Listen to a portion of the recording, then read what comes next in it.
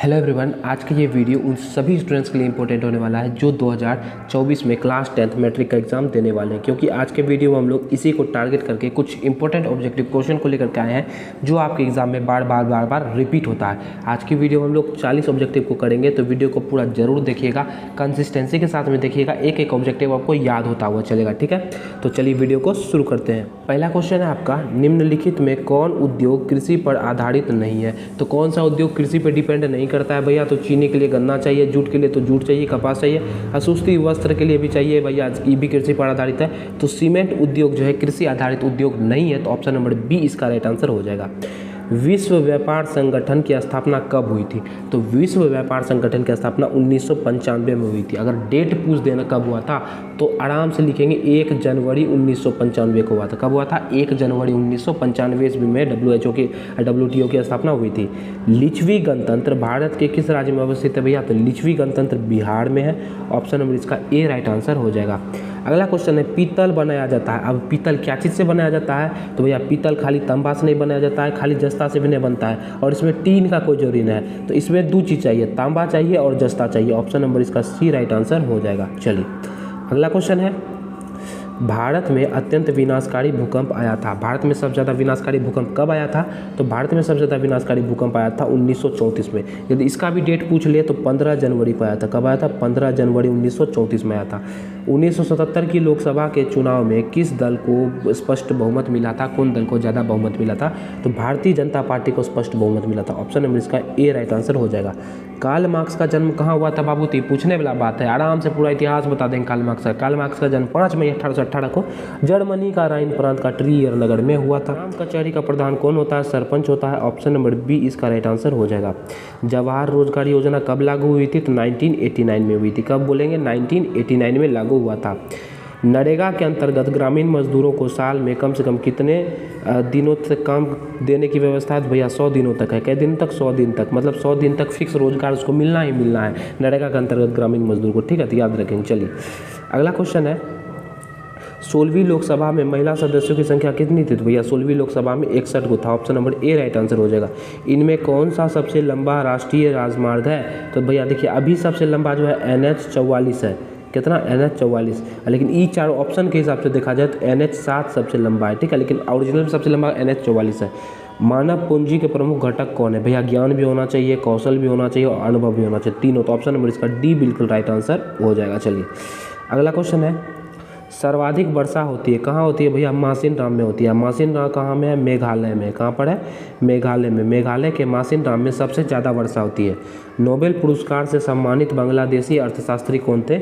Mohammad professor Yunus. कौन थे? Mohammad professor Yunus. ठीक है, चलिए अगला क्वेश्चन है, निम्न में कौन विदेशी ब्रांड नहीं है? भैया टाटा तो अपना भारत देश का टाटा विदेशी नहीं है, तो सबको जानता है। चलिए झारखंड राज्य का गठन कब हुआ था? तो 15 नवंबर 2000 में झारखंड राज्य का गठन हुआ था। झारखंड राज्य बिहार से अलग हुआ था 15 नवंबर 2000 ईस्वी में। सबको याद रखेंगे इस बात को। चलिए अगला क्वेश्चन है, इनमें कौन प्राथमिक ऊर्जा नहीं है? भैया प्राथमिक ऊर्जा कौन है?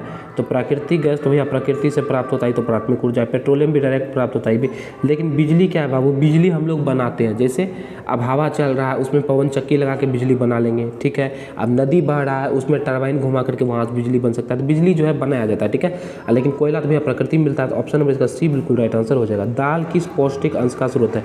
तो दाल में भैया प्रोटीन सबसे ज़्यादा होता है। ऑप्शन नंबर इसका बी बिल्कुल राइट आंसर हो जाएगा। अगला क्वेश्चन है, भारत में कितने राष्ट्रीयकृत बैंक है? तो देखिए बाबू, ये जो है ना 2019 में क्वेश्चन पूछा गया, तो भारत में कितने राष्ट्रीयकृत बैंक है? तो उस समय के हिसाब से तो 14 सही जवाब था।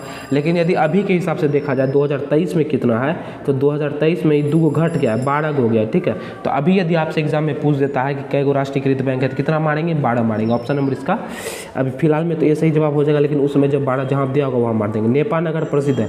नेपानगर क्या के लिए प्रसिद्ध बाबू? अखबारी कागज के लिए प्रसिद्ध है। देखिए ये सब क्वेश्चन तो हम आपको पहले ही करा दिए हैं, जब हम लोग 12-13-15 वीडियो लाए थे सामाजिक विज्ञान का सीरीज जब चलाए, तो उसी समय नहीं देखा तो उसको उस वीडियो को जाकर जरूर देख लीजिएगा। ठीक है,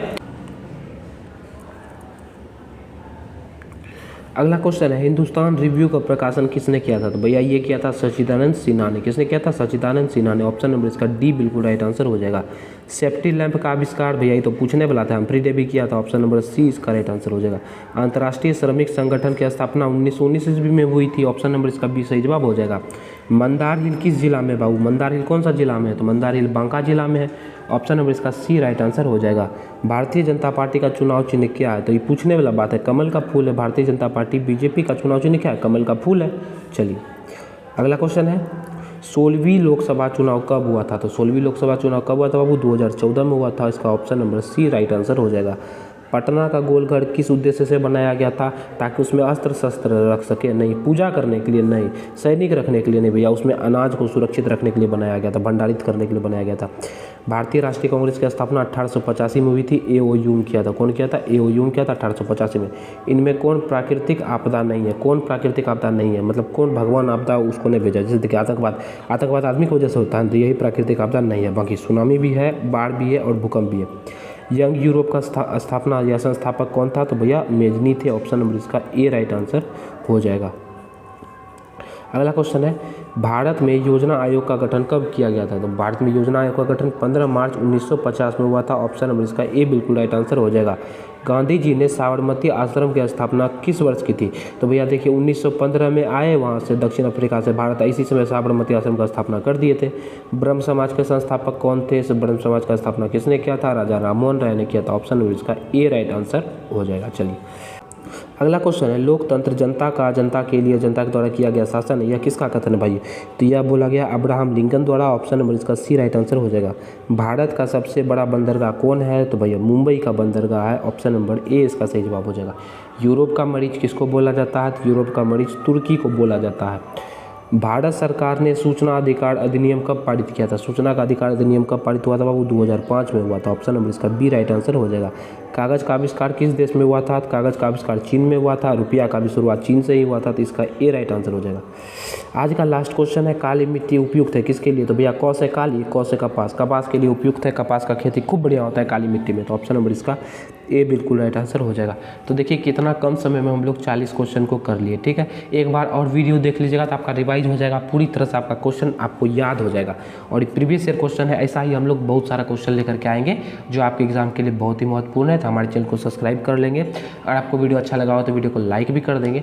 तो मिलेंगे आपसे अगले वीडियो में नए ऑब्जेक्टिव सब्जेक्टिव के साथ में। तब तक हंसते रहिए, मुस्कुराते रहिए। जय हिंद, जय भारत।